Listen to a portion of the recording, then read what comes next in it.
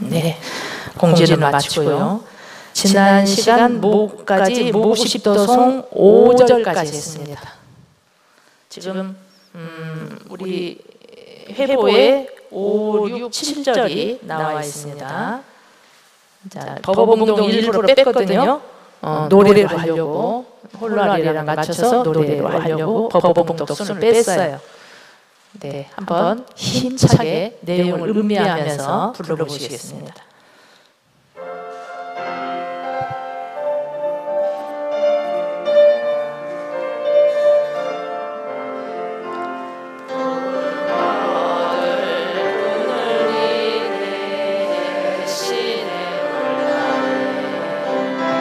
노하고 거둠이 자연함을 얻었구나. 날 저물고 구름 긴 방소에 목동이 돌아갈 때 입을 비우었으나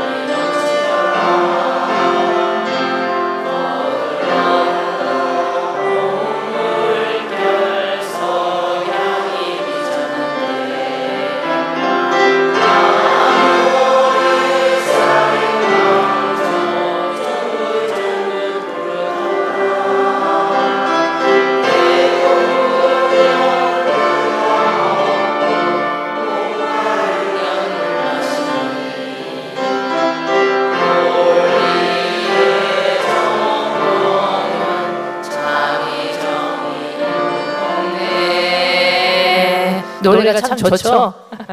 네.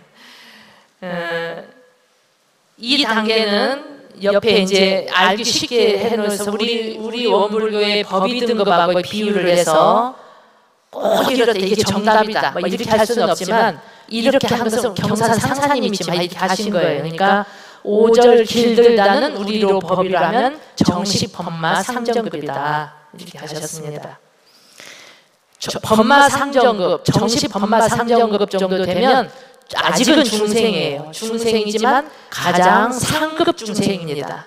그렇기 때문에 이때는 내가 이제 중생의 문패를 떼고 성위에 오르느냐 계속 중생으로 사느냐 그 기로에 섰다 이렇게 표현을 해주셨습니다. 우리 법의 등급은 우리 정전이 90쪽에 나와 있어요. 이제 나중에 가서 보시고 보통급부터 보통급, 특신급, 법마 상정급 이게 이제 중생의 급이고 초성위에 법강 항마이가 들어가는데 이 법강 항마이까지는 대개 공부의 요도가 중심이 되어 있습니다. 한번 들어가 보세요. 보면 수양력은 대개 특신급은 이 정도여야 되고 법마 상정급의 수양력은 이 정도여야 되고 법마 상정급의 연구력은 이 정도 해야 연구력이 되고 이런 내용으로 되게 이렇게 되어 있습니다. 법강 항마이까지는. 근데 이제 출가의 열애인은 인생의 요도가 중심입니다. 그러니까 중생을 위해서 내가 얼마나 중생 제도의 공적이 실적이 있느냐로 출가의부터는 보는 겁니다. 출가의는 불교로 하면 보살급이에요. 열애인은 부처급이요. 그런 거예요. 그런데 이제 그 원문을 보면 제일 먼저 이제 수양 연구 취사력이 이렇게 구분, 이거는 수양력을 이 정도 이렇게 하는데 맨 먼저 뭐가 나오냐면 계물을 지키도록 나와 있어요. 원문에. 뭐 어떻게 돼 있냐면 제가 읽어 드릴게요. 특신급은 보통급 10개를 일일이 실행하고 예비 특신급에 승급하여 특신급 10개를 받아 지키며 이렇게 출발합니다. 법마상정급은 보통급 10개와 특신급 10개를 일일이 실행하고 예비 법마상정급에 승급하여 법마상정급 10개를 받아 지키며, 그러니까 법마상정급이 되려면 제일 먼저 무엇을 실행하는데 우리가 중점을 둬야 되냐면 계문을 지키는 데 중점을 둬야 된다는 이야기입니다. 다른 무슨 더 고준한 교리를 설명하고 수양을 얼마를 하여도 계문 안 지키면 꽝입니다. 계문은 우리 인과는 호리도 틀림없이 적용되기 때문에 계문을 범하면 우리가 지옥 맞으면 어려운 데서 중생계를 벗어날 수가 없어요. 그러니까 부처님이 사랑과 자비로 이것은 지켜야 된다고 내놓은 것이 계문입니다. 그러니까 먼저 계문을 받아 지켜라 이렇게 되어 있습니다. 근데 이제 법마상정급의 계문은 어떤 특성이냐면, 보통급은 대개 몸으로 짓는 내용이고, 그래서 보통급을 범하면 그 사회법에 걸립니다. 그런 것들이에요. 그리고 이제 특신급은 되게 입으로 짓는 죄가 많습니다. 입으로. 그걸 범했다고 해서 요즘은 또 명예를 실추시키는 말을 했다면 그것도 또 문제가 되긴 하는데, 대부분 법까지 적용되기보다는 사람들한테 좀 질타를 받죠. 말로 해가지고 뭘 범하면. 그러고 이제 법마상정급은 그도 말도 이렇게 이제 조심할 줄 압니다. 그래서 상당히 세상에서 볼 때 교양이 있어요. 교양이 있는데 이제 내면에 자기 마음속에 일어나는 그 심계가 중심이 되어 있습니다. 그래서 제1조가 암한심을 내지 말며, 끝 7, 8, 9조가 8, 9, 10조가 탐심, 진심, 치심, 삼독심이 되어 있습니다. 그러니까 대부분 법마상정급은 마음으로 짓는 계문을 이렇게 점검하는 겁니다. 그러니까 이런 것을 하려면, 법마상정급 10계문을 지키려면 자기 마음을 관조할 줄 알아야 돼요. 내 마음에 탐심이 일어났었냐 안 일어났었냐. 탐심이 일어나서 남의 물건을 취해버렸으면 그거는 특신급 보통급에서 하는 일이고요, 법마상정급은 절대 취하지는 않아요. 그러지만 내 마음에서 이것이 일어나가지고 계속 그것이 끌려다녔냐 아니냐 이런 걸로 체크를 하는 겁니다. 그러니까 법마상정급이 되면 자기 마음을 늘 들여다볼 수밖에 없어요. 내 마음을 관조한다. 그래야 가능합니다. 내 마음을 늘 들여다보니까 내 마음에 관심 가지니까 남의 일에 이렇게 막 동하지 않아요. 그래서 무관사에 부동한단 말이 우리 법마상정급 원문에 나와 있는 겁니다. 사심을 제거하는데 재미를 붙이고 내 마음에 사심이 일어났냐 아니었냐 계속 그거 하니까 저 사람이 이러고 저러고 하는 거에 내가 내 에너지를 쏟지 않아요. 그래서 무관사에 부동한다 이 말입니다. 그럼 그 사람이 심신작용이니까, 저 사람이 심신작용했는데 내가 대신 받지는 않거든요. 그러니까 그건 그 사람 일이고, 나는 내 마음을 가지고 끊임없이 공부합니다. 그러니까 내 마음을 늘 들여다보니까 자연스럽게 성리에 접근하게 됩니다. 성리에 근접하게 돼요. 늘 내가 아침 금방 이랬다가 금방 저랬다 이 마음이 늘 일어나잖아요. 조속 변동을 하면서 일어나요. 그런데 이 마음이 일어나기 이전에는 어떤 마음이었는가, 이제 늘 일어나니까 내 마음을 보니까 그 마음이, 그 경계가 일어나기 전에, 그 마음이 일어나기 전에는 어떤 마음이었는가, 이렇게 하면서 원래 마음에 대해서 감이 잡히고 그거 원래 마음으로 돌아가려고 노력하고, 이래서 성리에 접근하게 되는 겁니다. 성리에 눈을 뜨게 돼요. 그래서 일념 미생전, 그러잖아요. 한 생각 일어나기 이전, 또는 우리 이론은 언어도단이다. 말과 생각이 끊어진 자리에 대해서 생각하고 그러려고 노력하고 이렇게 하면서 이제 자꾸 그 성리에 가깝게 접근을 하는 겁니다. 그리고 이제 그 자리에 대한 확실하게 이렇게 탁 합체는 못한다 하더라도 어렴풋이 감이 잡히고, 내 마음에 그 성리의 그 문 앞, 대문 앞에서 이렇게 어른거리고 문고리를 잡았다가 놨다가 하는 듯한 느낌이 들 수 있습니다. 아, 내가 가까이 왔구나. 스스로 알 수 있어요. 그것이 지금 제가 하는 소리가 뭔 소리인지 모른다 그러면 아직 법마상정급은 아닙니다. 법위가 설자 주어졌다 하더라도 그런 겁니다. 그러니까 내 마음을 관조하는 것을 이렇게 자꾸 그 수행을 해야 제가 하는 이 말의 의미를 알아듣고 그렇게 하게 됩니다. 그러니까 우리가 어떤 경계가 와고 시비 붙어서 상대 가지고 막 이렇게 하면 그거는 신심이 있어도 특신급이에요. 그 법마상전은 아닙니다. 법마상전은 저 상대를 가지고 시비할 그 여유가 없어요. 내 마음을 가지고 하느라고. 그리고 이제 이렇게 하면 그 경계 하나하나를 가지고 그전에는 싸웠는데 성리에 어느 정도 감이 잡히고 이 한마음 일어나기 이전의 마음에 대해서 생각과 말이 끊어진 자리에서 좀 감이 잡히면 이제는 그 계문 하나하나를 1대1로 싸우는 게 아니라 성리로 해결하려고 하게 됩니다. 그러니까 예를 들어서 암한심이 일어난다. 그럼 내가 알았어요. 그러면 그 마음이 일어나기 이전의 상태로 자꾸 나를 본래 마음으로 돌아가도록 하면 그것이 그냥 해결이 되거든요. 암한심을 억지로 죽이려고 하고 이렇게 그 특신급 단계에서는 그렇게 했다면 법마상정, 정식 법마상정급에서는 그걸 1대1로 싸우는 게 아니라 그 암한심이 일어나기 이전에 그 본래 마음이 어떤 거였지? 그 본래 마음으로 내가 돌아가려고 회복하려고 노력하고 이렇게 하면 본래 마음으로 돌아가면 암한심, 탐진치는 저절로 해결이 됩니다. 훨씬 공부가 수월해집니다. 그러지 않고 근본적으로 해결할 수 없습니다. 그거는 우리는 인간은 살아나간다는 것은 끊임없이 욕구가 일어나게 되어 있거든요. 이게 살아있는 증거인데 그것을 완전히 없앤다, 영원히. 그럴 수는 없어요. 부처님도 그렇게는 안 해요. 일어나는데 그 마음을 성리로 본래 마음으로 탁 녹여서 그냥 해결하는 것이지 그것을 완전히 다시는 일어나지 않는다, 그런 단계는 아닙니다. 그렇게는 안 합니다. 그래서 심지자리가 뭔지, 심지는 원래 어리석음 요란한 그림이 없다 하는데 심지자리가 어떤 상태인가 자꾸 해보려고 하고 이 자리를 얻으면 여의보주를 얻는 격이다 그랬단 말이에요. 대종사님께서 차기 없는 그 자리를 보고 차기 없는 공부를 하고 그렇게 하면 나를 기약하고 성불함을 얻으리라 이렇게 말씀을 하셨습니다.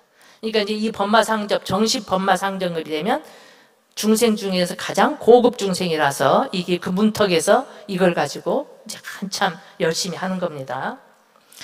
이제 과거에는 이렇게 우리가 인지가 어둡고 이렇게 가르침이 늘 가까이 있지 못했기 때문에 그 문턱을 넘기가 어려웠다는 거예요. 많은 수가 하지 못하고 성공하는 수가 극히 드물었는데 지금은 이제 완전히 그냥 정보가 다 열려 있잖아요. 교전도 늘 우리가 가까이 할 수 있고 그러니까 우리의 교법대로 하면 거의 대부분 그 법마상정급의 그 문턱을 넘어설 수 있습니다. 대종사님께서 뭐라고 했냐면 미래에는 어린 시절에 이미 성리 견성을 하고 와서 이제 그 양성, 솔성 그거 하기 위해서 스승을 찾아다닌다 이렇게 말씀을 하셨기 때문에 우리는 과거처럼 그렇게 극히 소수가 그리고 견성했다고 대단하게 막 하고 그런 풍토가 우리는 아닙니다. 이것이 그동안 5절까지 했었던 내용이고요. 오늘은 6절 합니다. 시간이 다 갔는데 거의 그냥 하겠습니다. 이 6절은 우리로 하면 법강학마인데 정식이라기보다는 예비법강 학마이 정도에 속한다. 그리고 이제 금강경 4단계 중에는 수다원에 해당하는 것이다. 원 제목은 무해인데 애자가 거리낄 애자예요. 거리낌이 없다 이 말이에요. 걸림이 없다. 한대 땅에 들어누워 한가하게 잠을 자니, 한대 땅이라는 것은 맞으면 내가 늘 다는 곳이 아니라 한대 그 말이잖아요. 그러니까 늘 그 부처님의 법이 있는, 우리가 법동지가 있는, 교당이 있는 이런 게 아니라 그냥 세속의 세상 이런 의미겠죠. 한대 땅에서 들어 누워서 한가하게 잠을 잡니다. 세상에 세속에 있어도 도심이 별로 그렇게 막 그러지 않아요. 그러니까 한가하게 잠을 자고 채찍질을 하지 않아도 구애가 별로 없는 거예요. 그러니까 막 내가 내가 반드시 해야지 결심을 하고 막 이렇게 하지 않아도 나를 막 채찍질해서 막 이렇게 해, 막 그 뭐랄까 나를 당금질을 하고 이렇게 하지 않아도 구애가 없어 그냥 절로 된다 이 말입니다. 특별한 정진이나 특별한 결심을 안 해도 특별한 노력을 안 해도 그냥 저절로 되어지는 경지. 근데 원문 그림은 그렇게 되어 있어요. 그림은 소가 이제 새카맸던 소가 거의 하얘져서 거의 이제 꼬리만 검은색이고 그리고 소가 목동을 쳐다봅니다. 그동안 목동이 늘 소를 이렇게 감시하고 했잖아요. 근데 소가 목동을 쳐다본다. 이것은 무슨 뜻이냐면 어떤 일이 있을 때마다 마음이 본래 마음을 따라간다. 본래 마음을 찾고 회복하려고 하고 그 마음을 따라가는 것을 비유한 것입니다. 이 말 뜻 알아들으시겠어요? 그걸 보고 자성반조라고 합니다. 자성반조. 성리에 반조하는 거예요. 그러니까 큰 마왕은 이제 해결이 됐어요. 잡혔어요.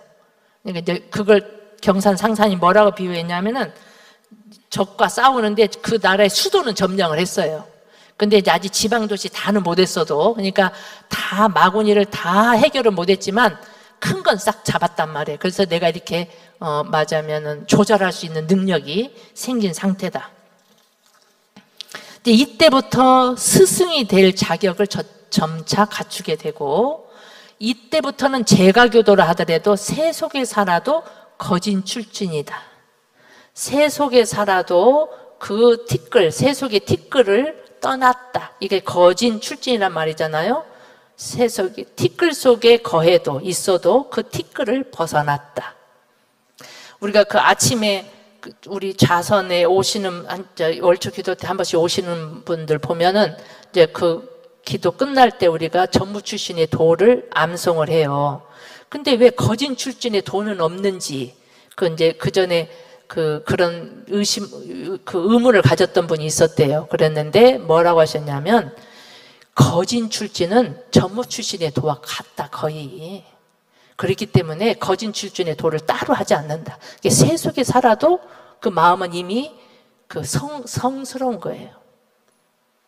그래서 거진 출신의 도를 따로 하지 않는다는 거예요. 그러니까 오셔가지고 전무 출신의 도를 외우면서 나는 전무 출신도 아닌데 이걸 왜 외운가 하시면 그러지 않고 우리가 기거하는 것은 새 속이든 출가를 했든 그것은 상관이 없이 내가 마음을 공부하는 데는 그 자리를 떠날 수 있는 공부를 분명히 할 수 있는 겁니다.